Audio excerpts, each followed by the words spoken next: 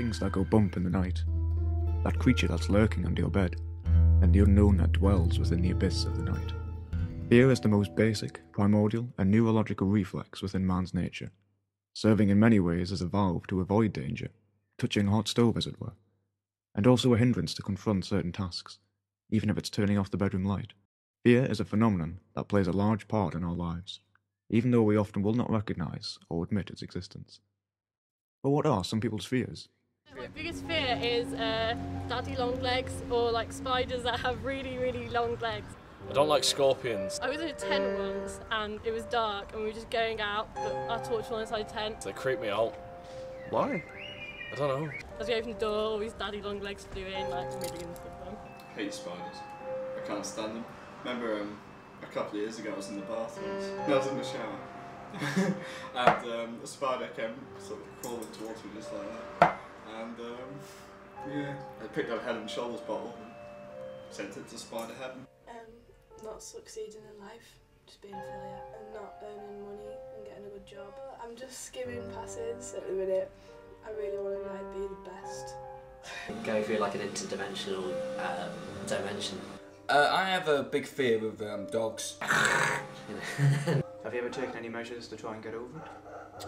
Well, I try and I have a lot of friends who have dogs, and so I try and I just try and, you know, pet them and shit, you know, just sort of see if I can actually like the dogs. And there are a few dogs I like, but most, even now, I can walk down the street, I see a strange dog, I'm like, oh shit, what's he gonna do?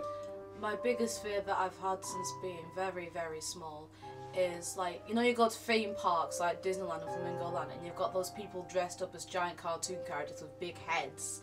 You've got them, I'm terrified of them. I can't remember where it first started, but apparently once when I was very small, about 4 or 5, I got lost in Flamingo Land and I was probably pestered by one. I would imagine that's where it started. I must have blocked it out because I don't remember anything. You tend to do that. Although the term is used without difficulty in everyday language to define apprehension, problems arise when it is used as a scientific term.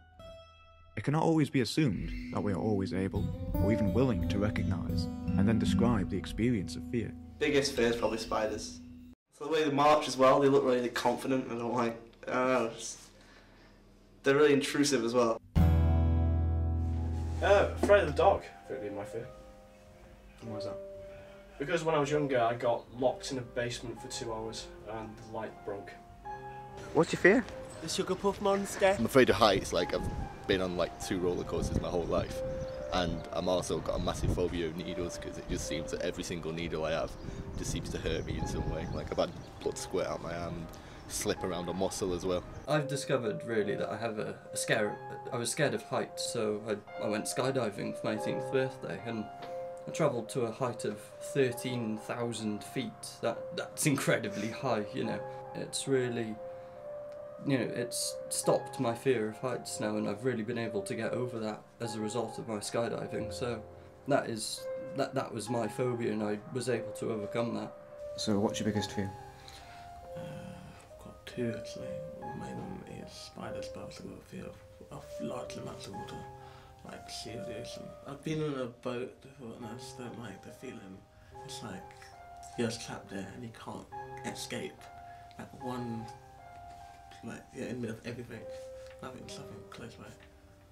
I have a really bad phobia of spiral staircases. I don't know why. I've never had like a bad experience with a spiral staircase. I think it's because they're quite like claustrophobic maybe. They're really like narrow stairs and stuff like that. But yeah, they really freak me out. I have no idea why. I found this old derelict house. It scared us a little bit. So we thought, hey, we're doing a documentary on phobias. And we went back to the house that day. The door was open in the house, the derelict building. And we went back, the door was closed, so someone'd been there since we'd been there. It was like half an hour gap. So we thought we'll go in and explore today.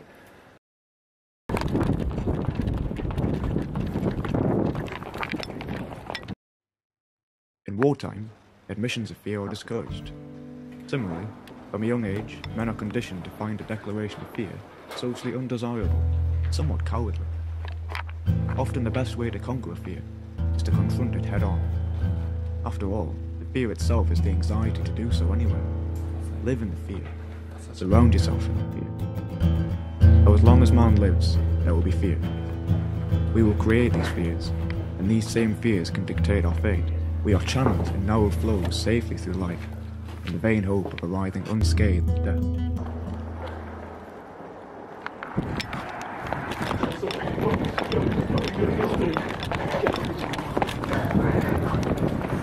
When we were inside there, we were no more than 2 minutes away from when he was coming in.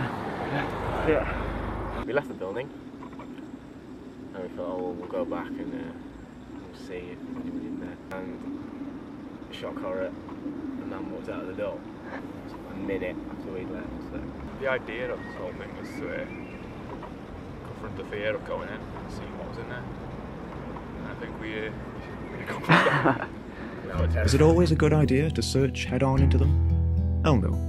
But fewer things exhilarate and challenge us in that way as to throttle our very existence, seeking to overcome that bump in the dark.